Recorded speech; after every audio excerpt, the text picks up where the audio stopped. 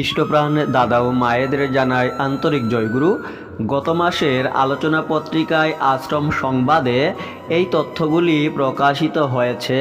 শ্রী শ্রী আচার্যদেব বলে দিয়েছেন শিশুদের মনকে কিভাবে নিয়ন্ত্রণ করতে হবে সে প্রসঙ্গে বাবা মায়েদের উদ্দেশ্যে শ্রী শ্রী আচার্যদেব বলেন, শৈশব থেকে বাবা মার ছেলেপুলেকে এমন শিক্ষা দেওয়া উচিত যাতে তারা পরিবেশকে মানিয়ে নিয়ে চলতে শেখে।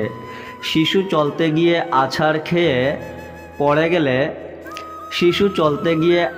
খেয়ে পড়ে গেলে বাবা মার বলা উচিত, বাবা রাস্তা দেখে হাঁটতে হয়, তা না বলে কেউ কেউ মাটিতে কয়েকটা থাপ্পড় দিয়ে বুঝিয়ে দিতে চায় শিশুর কোনো দোষ নেই, রাস্তার দোষে আছাড় খেয়েছে।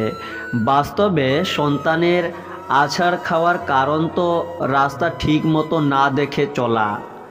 তাই এরূপ শিক্ষা দেওয়া উচিত যাতে নানান ঘাত প্রতিঘাতে ঘাবড়ে না যায়, বিপদের ঝুঁকি যেন নিতে পারে, বাধাকে অতিক্রম করে এগিয়ে যেতে পারে। জয় গুরু।